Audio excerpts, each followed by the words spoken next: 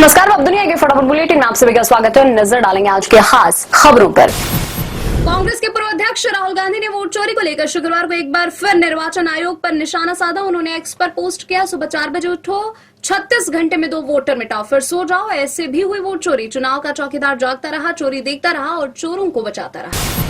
राहुल गांधी की जेनजी वाली पोस्ट पर सियासी घमासान केंद्रीय मंत्री गिरिराज सिंह ने बताया, अर्बन नक्सली कहा देश में गृह युद्ध चाहते हैं राहुल गांधी। सोशल मीडिया पर राहुल ने लिखा, कहा छात्र और जेनजी बचाएंगे लोकतंत्र। बिहार विधानसभा चुनाव से पहले कांग्रेस नेता सैम पित्रोदा का फिर विवादित बयान, कहा घर जैसा लगता है पाकिस्तान। नेपाल और बांग्लादेश की भी तारीफ की, भाजपा ने कसा तंज, कांग्रेस पाकिस्तान की चहेती।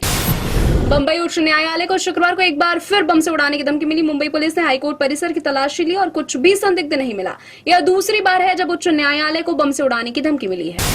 दिल्ली विश्वविद्यालय छात्र संघ चुनाव में एबीवीपी की बड़ी जीत, अध्यक्ष, सचिव और संयुक्त सचिव पद पर एबीवीपी का कब्जा। उपाध्यक्ष पद एनएसयूआई के खाते में आया। एबीवीपी आर्यमान एनएसयूआई की जोसलीन नंदिता चौधरी को हराकर दिल्ली विश्वविद्यालय छात्र संघ के अध्यक्ष बने। राहुल झंसाला बने उपाध्यक्ष।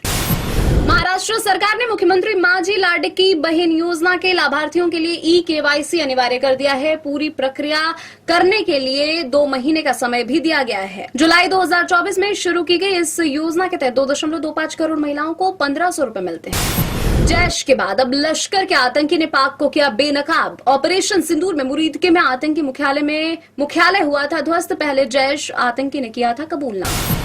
रक्षा मंत्री राजनाथ सिंह ने शुक्रवार को कहा, पहलगाम में हुए कायराना आतंकवादी हमले के बाद ऑपरेशन सिंदूर के जरिए भारत ने अपने दुश्मन को दिखा दिया कि वे देश की जवाबी कार्रवाई कितनी मजबूत हो सकती है।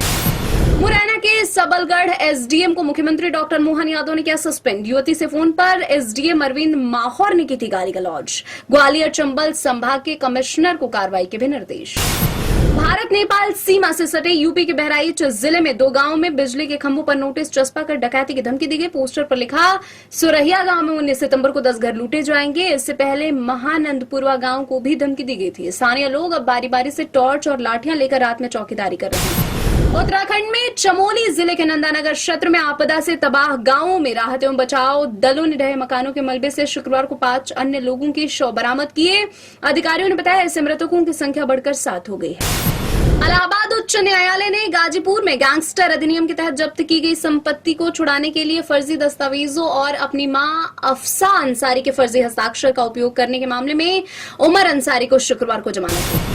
सुप्रीम कोर्ट ने उमर खालिद, शर्जील इमाम और अन्य की जमानत याचिकाओं पर सुनवाई टाली। शीर्ष अदालत ने फरवरी 2020 में दिल्ली में हुए दंगों की कथित साजिश से जुड़े यूपीए मामले में खालिद इमाम, गुलशिफा फातिमा और मिरान हैदर की जमानत याचिकाओं पर सुनवाई 22 सितंबर तक के लिए स्थगित कर दी।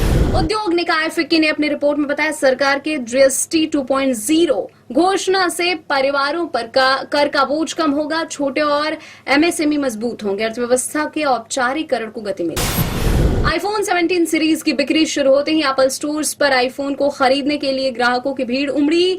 दिल्ली, मुंबई और बेंगलुरु में लगी कतारें। सबसे पहले आईफोन खरीदने की चाहत में मुंबई में एप्पल स्टोर के बाहर हाथापाई, पुलिस ने संभाला मोर्चा। भारत की स्टार शटलर पीवी सिंधु का विश्व की नंबर 1 खिलाड़ी आन से यंग के खिलाफ निराशाजनक प्रदर्शन। China master super 750 badminton tournament के महिला एकल क्वार्टर फाइनल में कोरियाई खिलाड़ी यंग से सीधे गेम में हारी सिंधु। अमेरिकी फेडरल रिजर्व के ब्याज दरों में कटौती के बाद मूल्य खरीदारी और मजबूत वैश्विक संकेतों के चलते शुक्रवार को घरेलू वायदा बाजार में सोने की कीमतों में गिरावट थमी। इस दौरान यह कीमती धातु 772 रुपए उछलकर 1,09,624 रुपए प्रति 10 ग्राम पर पहुंची।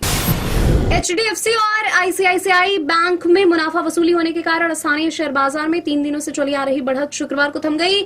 सेंसेक्स 388 की गिरावट के साथ 82,626 अंक पर हुआ बंद। निफ्टी भी 97 अंक गिरकर 25,327 अंक पर आया।